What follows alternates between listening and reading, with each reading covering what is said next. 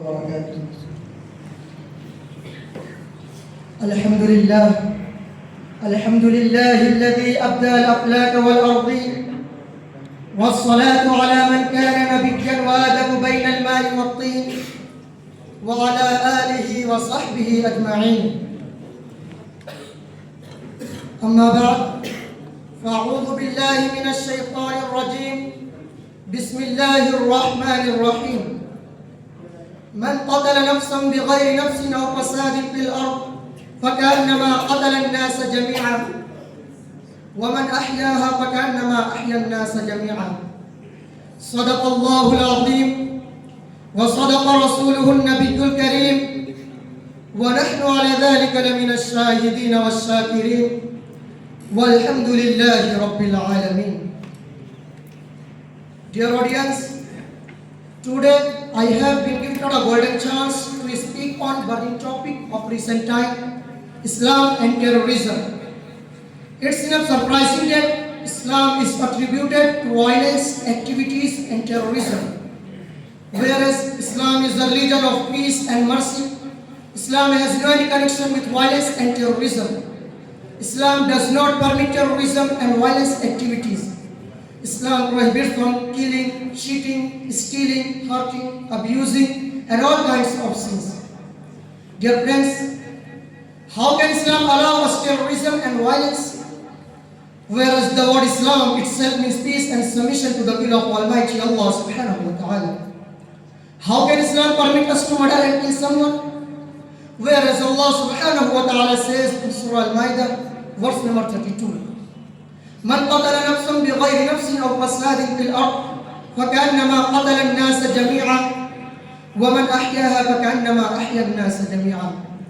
Whoever kills a person not in retaliation for a person killed, nor for spreading otherwise on the earth, as if he has killed the whole of mankind, and whoever saves the life of a person, as if he has saved the life of the whole of mankind. Dear friends, in fact, Islam is a religion which protects the weak from a strong and prohibits from terrorism, violence, killing, and it forces to spread peace and brotherhood. It orders Muslims to respect human life. It teaches the believer to have good behavior with neighbors, whether they are Muslims or non-Muslims. It does not only command the safety of human life, wealth, honor, and society, but it forces the safety of animals' life also. As it is mentioned in one hadith, there is rewarded for kindness to every living being, whether human being or animal. Dear intellectuals, nowadays many people ask the question that if Islam is a peaceful religion, why jihad is allowed in Islam? Because it is terrorism. That's why firstly I would like to identify jihad and terrorism, because nowadays a lot of confusion have been created by identifying jihad and terrorism and its baseless propaganda to defend Islam and Muslims. Dear friends, jihad and terrorism are completely apart and different, because jihad is basically a constructive phenomenon, whereas terrorism is based on destruction and killing. Jihad is permitted only for restoring peace, and it is a fundamental right of human being, whereas terrorism involves harassment, fear and killing of humankind, and it breaks the law orders and works out to destroy social and political orders. Dear friends, in Islam, jihad is allowed in the last position. As Allah subhanahu wa ta'ala says in Surah Al-Muhammad, verse number 8, لا ينهاكم الله عن الذين لم يقاتلوكم في الدين ولم يخرجوكم من دياركم أن تبروهم وتقسطوا إليهم إن الله يحب المقسطين. Allah does not forbid you as regards those who did not fight to account of faith and did not expel from your house, that you do good to them and deal justly with them. Surely Allah loves those who maintain justice.